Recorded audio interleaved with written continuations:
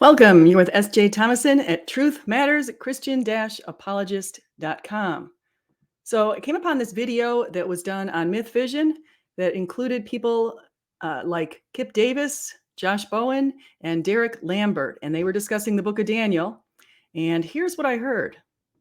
That before I started making content on YouTube, I think some of the first stuff I saw from Josh was his responses about the book of Daniel. I'm pretty sure you did at least one or maybe a couple to S.J. Thomason. Yeah. who was like going crazy at the time about Daniel. And it's it just so that was, I don't know. That's where I think that's one of the first places I got. Yeah, she did not like the position that I was taking. I've had some interesting arguments. Yeah. It's not that I didn't like the position he was taking. It's that the position he was taking is founded on an assumption, which we're going to examine today by going into the scholarship. And we're going to look at current scholarship, recent scholarship over the past couple hundred years, and we're going to see where a lot of this came from. And you're going to see that the current scholarship, much of it, goes back to Porphyry. Porphyry lived in the 3rd century AD. But let's have a listen. Why would she not like your position? Well, that is an excellent segue, Derek. Very good. Yes.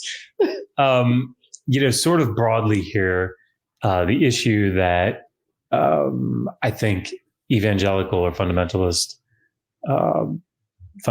face, whether they be scholars or lay people, is this interpretive framework that is driven by the inspiration and inerrancy of the text. And if you hold to that at least in a particular way, when you come to the book of Daniel, the way that it presents itself is it's written by this essentially written in the 6th century by a guy named Daniel, and he's reporting on events that he lived through.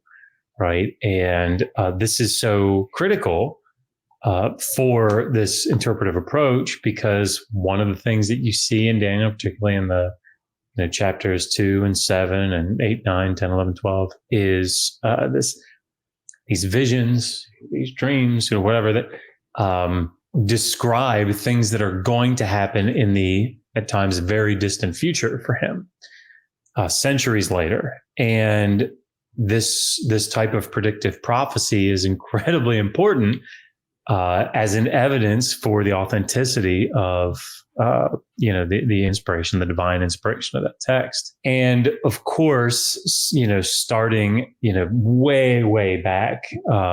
So when we think about critics of the book of Daniel, it go back all the way to people like Porphyry. So that's how far he's going back. He's going back to the 3rd century AD, quite a while after Jesus came, and quite a while after Daniel lived, and quite a while after Antiochus Epiphanes lived. And that's the deal. Antiochus Epiphanes reigned around 165 BC. So some scholars want to date Daniel to around that time because they see Antiochus Epiphanes in the book of Daniel. They see clearly the reference to this evil king. And when they see that, they think that Daniel must have been written after he came to power. That's what they think, because they don't think that there can be predictive prophecies. Now, what I'm going to do is go through some of the scholarship, and we're going to get to the bottom of where this all came from and whether or not the scholars will admit that that assumption that there can't be prophecies in the Bible, so they must be dated to after, is somehow stated somewhere in the past. So come along for the ride. You're in the right place. So Daniel lived during the Babylonian exile in the 6th century BC. You'll notice that was right around the time of the first Jewish temple, which was destroyed in 586 BC. King Cyrus came to power in 539 BC and permitted the Jewish temple to be reconstructed. It was completed in 516 BC. The calls to rebuild Jerusalem continued in 457 and 444 BC. Daniel 9:24-27 says that the anointed one would be cut off in 77s less 7 after the call to rebuild Jerusalem. That places us squarely around the time of Jesus' crucifixion in 33 AD. Because 77s less 7 is 483 years. Other prophecies, such as the 4 kingdoms, which Daniel named 3 of them. He had named, of course, his own kingdom, Babylonian kingdom, where he was residing. He named the Medo-Persian kingdom. He named King Cyrus, of course, because he was probably writing right around that time. And then he also named the Greek kingdom, and that came about after. And then he named a 4th kingdom, and out of the 4th kingdom was going to come this amazing king, the Messiah, the savior of the world. And that, of course, was the Roman Empire. Prophecies of Antiochus Epiphanes are mentioned in Daniel 7 and 11. Those have driven some to latch on to Porphyry's 3rd century AD heresy, which was condemned by church fathers such as St. Jerome in his book Against Porphyry. We don't have Porphyry's original works, but we do have what Jerome said about him, which I'm also going to get into in a little bit today. Daniel considered himself a prophet, as did Josephus, the Jewish historian. Jesus, the Dead Sea Scrolls called him a prophet, and others referred to him as one. Now, why do you call someone a prophet? It's because they prophesy. It's because some of their prophecies have come true. Okay, that's why you call people a prophet. It's just kind of a basic reason there. Prophet 101, right? And so that's the deal. I'm trying to change this light so it's not so silly here. Okay, so here we go. Turn that off. Okay, nope, that's not going to work either. All right, so Ezekiel. Did any contemporaries mention Daniel? Well, of course, we have Ezekiel, who was a prophet also, who lived during the Babylonian exile. He mentions Daniel 3 times. In 28:3, Ezekiel 28:3, he says, "Are you wiser than Daniel? Is no secret hidden from you?" In Ezekiel 14:14, he said, "Even if these 3 men, Noah, Daniel, and Job, were in it, they could save only themselves by their righteousness, declares the sovereign Lord." In Ezekiel 14:20, he said, "As surely as I live, declares the sovereign Lord, even if Noah, Daniel, and Job were in it, they could save neither son nor daughter. They would save only themselves by their righteousness." Ezekiel was written about between 593 and 565 BC. Some try to claim that Ezekiel was referring to Daniel, who appears in the tale of Agat, an ancient Ugaritic epic. Yet Daniel in that epic is an idolater, and Ezekiel points to a very righteous Daniel.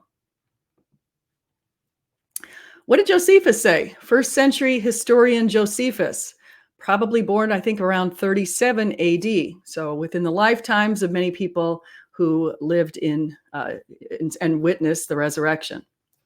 So in Against Appian 1:8, he said that the canon of Jewish scriptures was closed at the reign of Artaxerxes, which would have been between 465 and 425 BC. And now he was a Pharisee. Pharisees didn't believe in the full, they believed in the basic 39 books that we accept today as Christians in the Old Testament in the Protestant faith. So the Protestants and modern Jewish people use the Masoretic texts.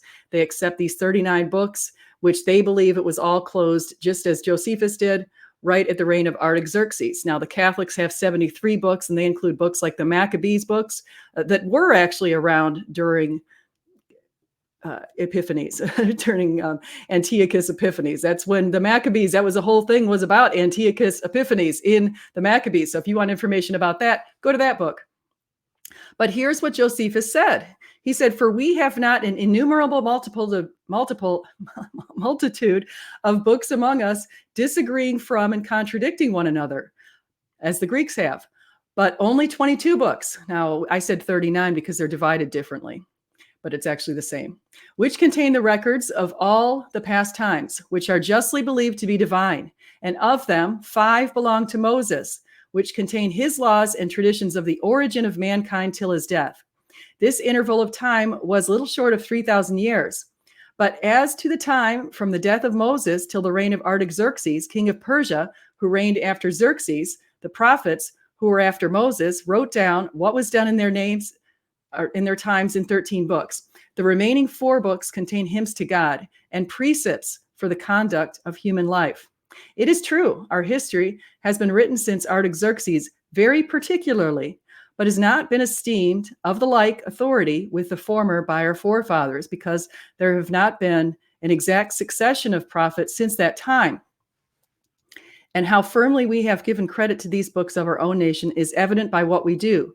For during so many ages as have already passed, no one has been so bold as to either add anything to them or take anything from them, or to make any change in them. But it has become natural to all Jews immediately and from their very birth to esteem these books to contain divine doctrines and to persist in them, and if occasionally be willingly to die for them. Now notice he says nobody's added to it. Part of the theory of some of the scholars like Josh Bowen is that the books were heavily redacted and people were adding stuff to, in actually many of these Old Testament books over centuries, which I don't buy. Josephus in Antiquities of the Jews 11:8 also recounted a visit by Alexander the Great to Jerusalem around 332 BC. And he specifically mentioned the book of Daniel. He says in 11:8-15, and when the book of Daniel was showed him, wherein Daniel declared that one of the Greeks should destroy the empire of the Persians, he supposed that he himself was the person intended. And as he was then glad, he dismissed the multitude for the present. But the next day he called them to him and bid them ask what favors they pleased of him. Whereupon the high priest desired that they might enjoy the laws of their forefathers and pay no tribute on the 7th year. You see, he's naming Alexander the Great. He's talking about seeing the book of Daniel in 332 BC. Obviously, that's way before 165, when they're proposing that this book was written by some unknown author. In 1076, Josephus made clear that Daniel was, quote, written many years before Antiochus. It says here, and indeed, it so came to pass that our nation suffered these things under Antiochus Epiphanes, according to Daniel's vision, and what he wrote so many years before they came to pass. In the very same manner, Daniel also wrote concerning the Roman government, and that our country should be made desolate by them. So let's look at the language. According to Wilson, the Aramaic of Daniel aligns in orthography, syntax, and etymology with Egyptian papyri of the 5th century BC and of the Aramaic of the North Semitic inscriptions of the 9th, 8th, and 7th centuries BC. Numerous scholars have identified Old Persian words that were no longer in use in the 2nd century BC.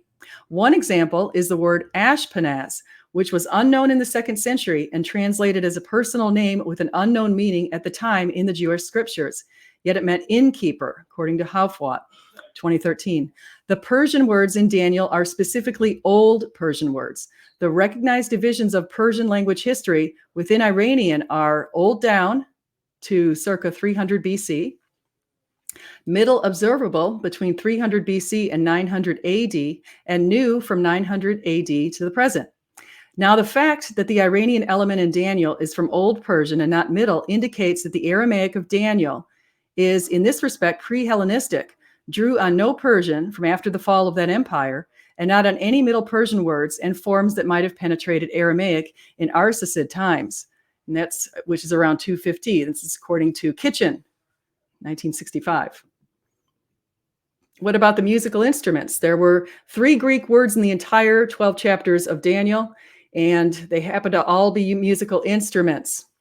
So here's what Kitchen says. Only 3 words of one class music are involved. Greek wares reached all over the ancient Near East in the 8th century BC onwards. Greek mercenaries and artisans served the Babylon of Nebuchadnezzar. Greek words occur in Imperial Aramaic at the end of the 5th century BC, and there is nothing to stop them from appearing earlier. It is unjustifiable to hold that Greek words in Aramaic imply a date after 330 BC. Many Old Persian words, alongside hardly any Greek words in our text, suggest a date in the Persian age. A document of Hellenistic date with a penchant for loanwords should have taken them from Greek or Middle Persian. Hence, a 2nd century date cannot be based on 3 Greek words. A very late 6th century date is early enough for the body of Persian words. Between these dates, no greater precision is possible linguistically.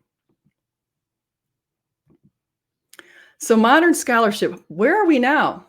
How did we get here? And which assumption is hiding, is forming the foundations of our theories? I pulled a sampling of articles, and I'll just give you an example of one of them, where a scholar says something but doesn't provide any sort of citation. That is a big no-no in PhD 101. I teach an executive doctoral business class on research methods. And of course, the very first step is you have to understand, what are your assumptions? What is guiding your theory? What's under the theory? Well, I just wanted to see where they stand. So let's take a look at this. This one here is by Ida Froelich, and it says scribal revelations in ancient Judaism. It's in religions. And so here's the article, and here is what it says. This situation is vividly depicted in the opening chapter of the book of Daniel, parentheses, although it was written much later than the events, end parentheses, no citation. So there's no citation because Ida is assuming that this is a given, that it's an established fact, and we don't even get a citation to show us. So is this similar to others? Sure. Yeah, I've seen this. I see this a lot. But here's what is another article. This one is it's relatively recent too, that Ida one was just 2024. This one is also recent. And it says identification of the network structure of the Hebrew Bible texts based upon the notion of the otherworld and the afterlife by Igor Tantalsky and colleagues in humanities and social sciences communication. What does this one say?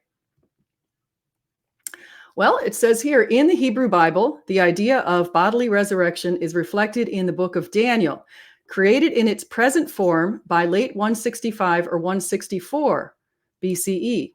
See example, Hartman and Delela, 1978. So we're going to assume that that is the absolute proof in Hartman and Delela that for sure we know Daniel was written in the 2nd century. I mean, did they find Dead Sea Scrolls indicating that Daniel was even in the Dead Sea Scrolls? It had already been considered scripture, and it was very, very impressive. Yeah, we found it, and we know the Dead Sea Scrolls are right around that time.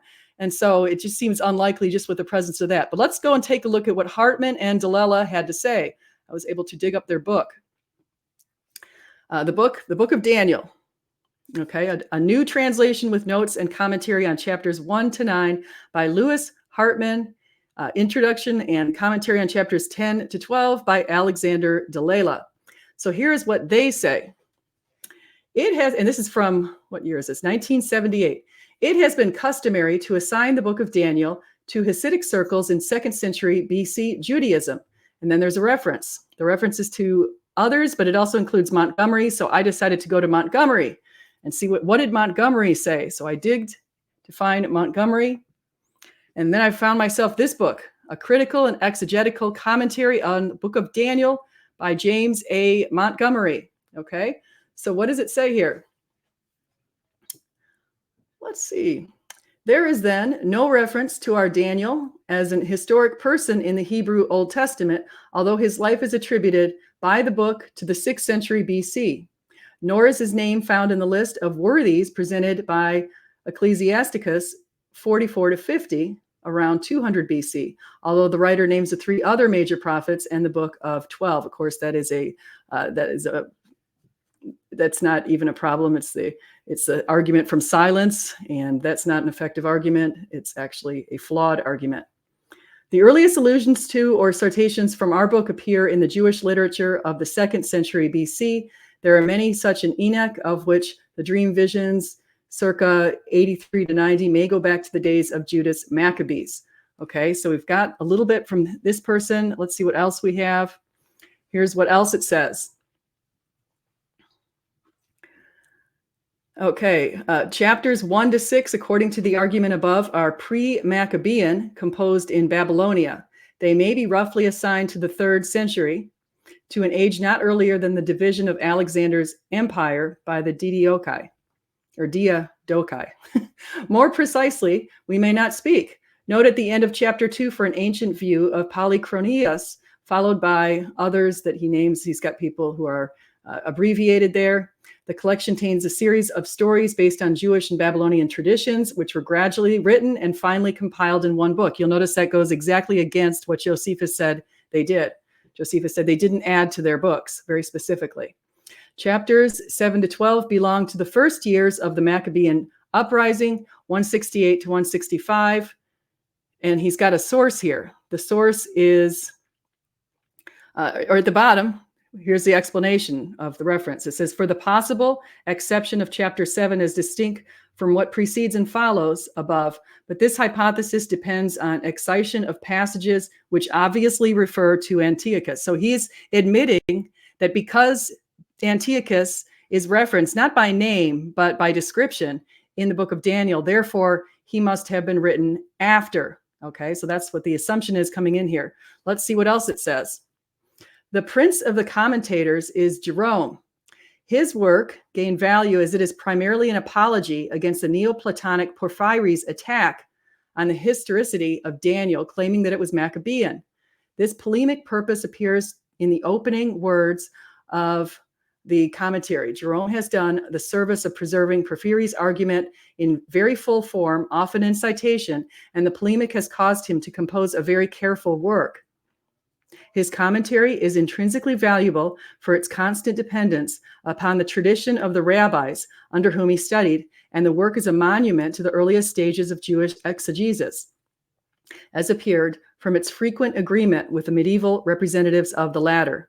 Of Porphyry's work, we know nothing further. His position as to the date of Daniel has been vindicated by most modern scholarship. Okay, so he's saying that his work is true. He's got some attributions to Thomas Aquinas, talks about a few others, but here's what's interesting about this passage here. The Protestant Reformation produced a flood of learned annotations and commentaries upon Daniel as upon all the scriptures. The writer has depended for his knowledge of the great scholars upon the Codice Sacri, London, 1660, and Pohl's Synopsis Criticorum. They include, besides Luther, whose great contribution was his Bible translation, such names as Calvin, who dedicated characteristically brilliant lectures to Daniel, S. Munster, and he goes on. He names some other people from these earlier centuries. But let's see what else. Meanwhile, a line of radical interpretation had started in the 17th and 18th centuries, denying in part or in whole the authenticity of the book and its traditional age. The partial criticisms of Spinoza and Sir Isaac Newton were developed by Marsham, Collins, Carodi, and others in the 18th century. So we're getting a history here of how this all came about, which was my intention of this video. Okay, it was presented by Eichhorn, the father of modern biblical introduction, and by Berthold in 1806, the first commentator at length on these lines. Porphyry now came to his own. Berthold was followed with tempering of his rationalism and extravagances by Rosenmuller, von Lengerk, Mauer, Hitzig, Ewald. Okay, so we named a few. All right, so we've got where this came about. They're building it on the same exact foundation that Porphyry built it on, which is his assumption that the author had to be around after the prophecy was fulfilled, because there's no such thing as prophecy if you don't believe that the Bible was divinely inspired. So what did Jerome say? Well, here's what Jerome said. Jerome is, again, writing a book called Against Porphyry.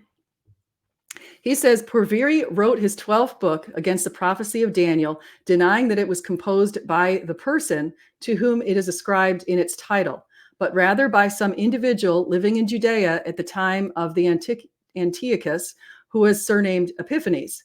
He furthermore alleged that Daniel did not foretell future so much as he related the past. And lastly, that whatever he spoke of up till the time of Antiochus contained authentic history, whereas anything he may have conjectured beyond that point was false, inasmuch as he would not have foreknown the future.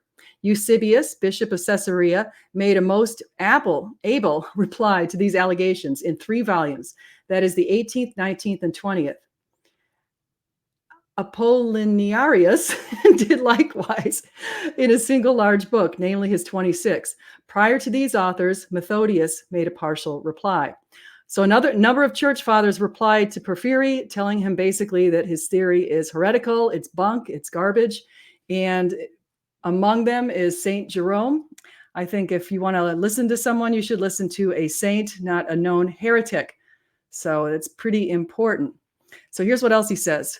But inasmuch as it is not our purpose to make answer to the false accusations of an adversary, a task requiring lengthy discussion, but rather to treat the actual content of the prophet's message for the benefit of us who are Christians. I wish to stress in my preface this fact, that none of the prophets has so clearly spoken concerning Christ as has this prophet Daniel. For not only did he assert that he would come, a prediction common to the other prophets as well, but also he set forth the very time at which he would come. Moreover, he went through the various kings in order, stated the actual number of years involved, and announced beforehand the clearest signs of events to come.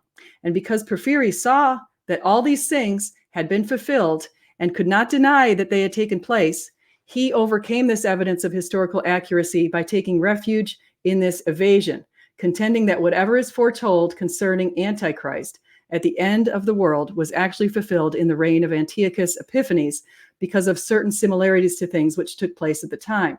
But this very attack testifies to Daniel's accuracy, for so striking was the reliability of what the prophet foretold that he could not appear to unbelievers as a predictor of the future, but rather a narrator of things already past. And so wherever occasion arises in the course of explaining this volume, I shall attempt briefly to answer his malicious charge and to controvert by simple explanation the philosophical skill, or rather the worldly malice, by which he strives to subvert the truth, and by specious legerdemain to remove that which is so apparent to our eyes. Okay, so what's the bottom line? What is the bottom line? Let me get into what is the bottom line for all of us in our key takeaways. Seek the truth. The truth matters. The truth will set you free, and you will know the truth. So just really important to seek that, and just go from there. I want to say thank you to everybody who's come today to listen to this. If you like this kind of content, don't forget to subscribe. Don't forget to like. Please share this with your friends. And just remember, whether you eat, drink, or whatever you do, do it all for the glory of God. Thank you.